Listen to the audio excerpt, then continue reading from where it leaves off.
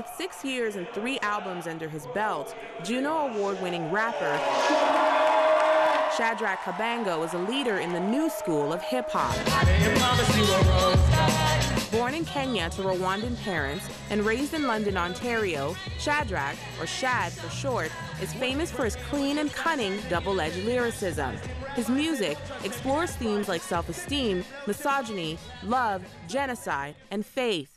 All right, so you made your first album after winning a radio contest? Yeah, so my sister entered me in this radio contest because I was kind of too lazy to do it, so she kind of submitted my demo and stuff, and I was fortunate enough to win, and that paid for my first album, which was, you know, a dream come true, really. So you grew up in a Christian home? I did, yeah. Okay, and so at what point did you actually start owning your own faith? For a pretty young age, I think. Kind of in high school, I think, you know, alongside sort of discovering who you are and what you think is important. And the more and more decisions you sort of take ownership of in your own life. So I think it was sort of like parallel, and continues to be parallel. Even though you are a believer and faith is a part of your music, you sort of managed to stay out of like the Christian music silo. Was that intentional?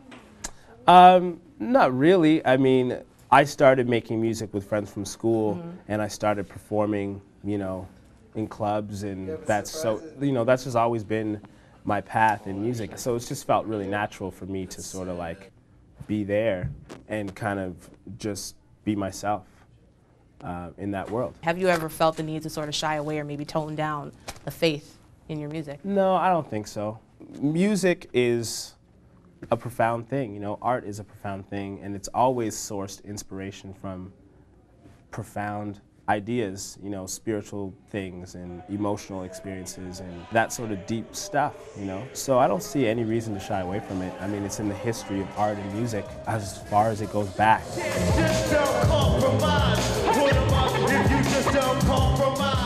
So how do you keep from compromising? It's a difficult daily thing. You know, the way compromise works is it's not like somebody, you know, comes up to you with a bag of $1 million and, you know, a hooker or something like that. You know what I mean? Like it's a slow thing where it's one decision after another leads to the next. So so it's a daily, hourly operation of like kind of being mindful of ways you spend your time and the relationships that you invest in. You can just wake up 3-4 years down the road and not know what happened, and you're suddenly something that you didn't want to be. And so how do you stay grounded when you essentially have people paying to come and worship your art? I'm a fan of music, and I think it's totally okay to appreciate music and the beauty of it, and you know, so it's a tough, difficult line to navigate. You know, sometimes I'll find myself at an event or something where I feel like this, you know, this doesn't feel right. Like this feels more like, you know, people are interested in me because they've seen me on TV and less interested in me because of, you know, maybe a lyric or a song that has affected them. Here are the nominations. Recently, Shad picked up his first Juno for his album, TSOL. Shad! And while the award was a milestone in his career, I was very surprised, and you know, it was definitely fun, and it created a cool memory for me and like my team. Yeah, I was not expecting this at all. Yeah. Nothing beats the outlet of making music and hearing from his fans. But like I had a kid come up to me in Hamilton, and he was like, you know what? I was thinking, he's like, you know, I was thinking if everyone that like listened to your music and like was really down with what you're saying, like formed a town, he's like, that would be like a dope town. You know? And like in another way of saying it that you and I would both understand, it's like kingdom, you know what I mean? Like what he's saying is those values, he could see that in like if a world operated in that. We understand that in a totally different language, and that's kind of just the way he said it. In terms of your schedule, it is a little bit hectic. So do you have a faith community? And if so, what does that look like? There's a church that I go to in Vancouver when I'm there. Great, you know, small community of people, and yeah, you know, they've taken an interest in me and they care about me, and yeah, and I have some cool relationships there. And then I have, you know, friends that I've grown up with, and we stay in touch. And the cool thing about those relationships is like they just know me. What role does the Bible play in your life? Like lately, I've been thinking about like mirrors in your life. So that's, you know, kind of where I see these texts in my life, it's like, it's a way for me to know where I'm at, especially when I'm on the road so much, because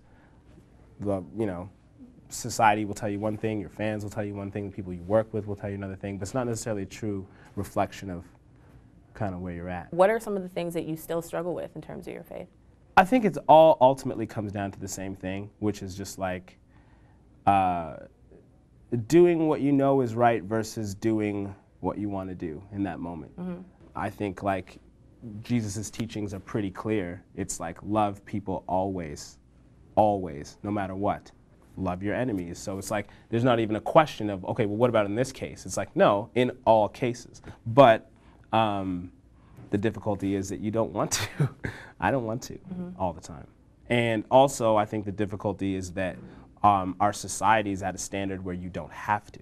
For example, you can make $1 billion, not give any of it to anyone, and it's completely fine. It's completely fine. In fact, it's encouraged. And you get tax breaks and et cetera, you know what I mean? In the back of our mind and in our hearts, we all know that's not the way to go about it. It's hard when A, that's the standard is so low, and B, we don't want to, because we want things that are bad for us sometimes. Okay, so let's go back to your first album. A lot of self-doubt in the lyrics. Yeah. Has that changed? Are you now a lot more confident in your skills? I think I've found the confidence to go out and try. One cool thing I think that you learn as you go older is that no one has any idea what they're doing, and so you don't have to know what you're doing. You just have to go out and try every day, you know?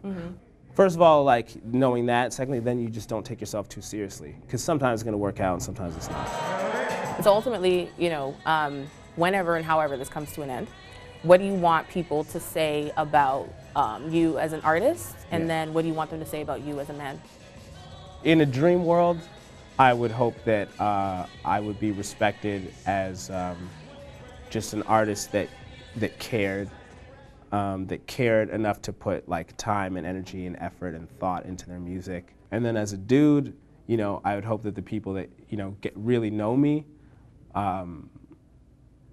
hopefully they would respect me as well on a deeper level, as someone who is committed and someone who behaved in a way that there's integrity, and that's probably the most important thing.